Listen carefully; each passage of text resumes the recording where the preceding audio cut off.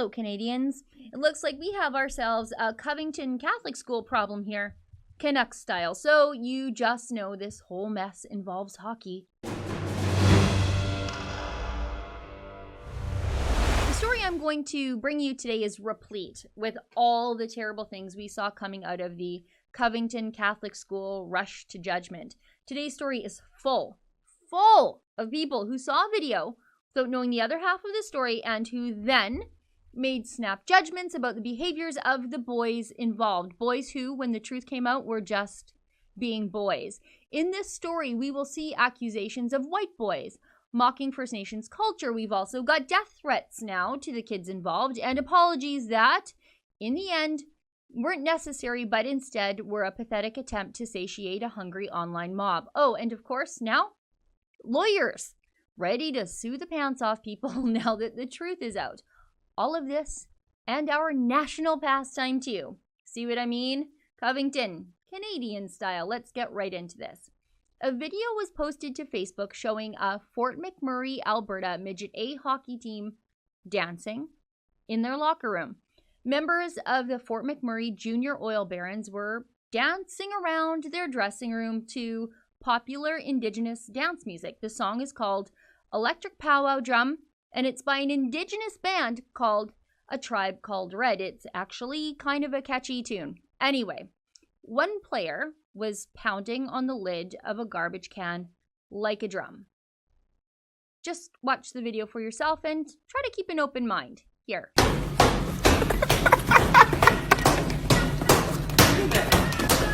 you got it, boys. You fucking Boys got it. And cue the social justice freakouts. According to Kelowna Now, one person watching the video called it pathetic, while another stated white people really need to stop mocking Indigenous culture. Now, whoever wrote those two comments jumped to some real big conclusions, and I'll get to that in a second. Secondly, cue the apologies from the Minor Hockey Association, just like the apologies from the diocese about the Covington students. The Minor Hockey Association released a statement saying the Fort McMurray Minor Hockey Association is devastated by the actions of the members of the Midget A team in their disrespectful video. Their actions are in no way indicative of our values or the values of any of our House League or Elite Stream Junior Oil Barons teams. Now, according to the boys' families, the boys have received a flurry of negative comments, including death threats. That again sounds pretty parallel to the Covington boys' experience, doesn't it? And again, just like the Covington problems, there's another side to this story, and if people would just pump the brakes before they jumped on the internet outrage mob train, they could have spared themselves a lot of embarrassment and a lot of trouble. You see, the three boys dancing in that video are in fact Indigenous themselves. Well, that explains why they were so good at that dance, especially when they're doing it in skates. And now lawyers are involved, according to Fort McMurray today.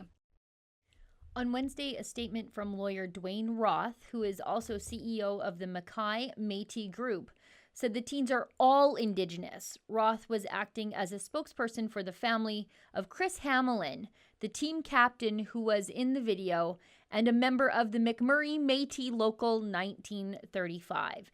The dance was intended as motivational and was reflective of Chris's culture. It was in no way disrespectful of Indigenous culture, he said. Roth also added, Hamelin's grandfather is a respected Métis elder named Joe Hamelin, and that the teen recently dyed his hair blonde to support a friend with cancer. Yeah, that's right. Those SJWs on Facebook who set themselves on fire over these boys celebrating their own culture jumped to conclusions because one boy had blonde hair. That was their blood quantum. And here I thought SJWs were against judging people based on their appearances. Now, the families have asked that the Minor Hockey Association pull down that apology, and it looks like that's happened. But the Minor Hockey Association can't undo the damage that they've done to these boys, their families, their community, and the reputation of the league by pretending they didn't join in that mob against these innocent kids. But even if all the kids that day in the dressing room weren't First Nations, why shouldn't it be okay that non-First Nations kids join in a dance with their Indigenous teammates? Let me explain. In a startling turn of un-Canadian news about myself, my kids don't actually play hockey. They play rugby, even my little girls. And if you are a rugby fan or you play rugby, of course, you know about the New Zealand All Blacks. They do something called the haka before their rugby matches. It's an Indigenous Maori challenge dance. But it's also for celebrations and other milestones like weddings, funerals, visiting dignitaries, and the like.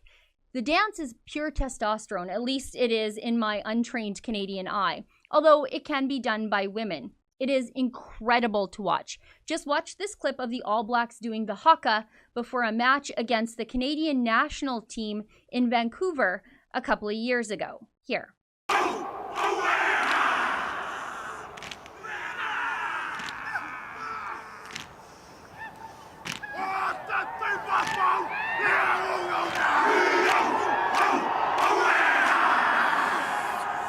Did you notice something there? The haka is done by both Indigenous and non-Indigenous players alike. The whole thing is symbolic of the team being together as a team and going to battle together, winning and losing together as a team. It's actual multiculturalism, cultural appreciation, and it's a good thing. It fosters unity, both on a team and for the rest of us as a country. And jumping to conclusions and being offended on behalf of people who aren't, well, that divides us. But the outrage mob, I don't think they are ever going to learn from their mistakes. For the Rebel.Media, I'm Sheila Gunn Reid. Hey, have you downloaded our Rebel.Media mobile app yet? If you haven't, let me give you another reason why.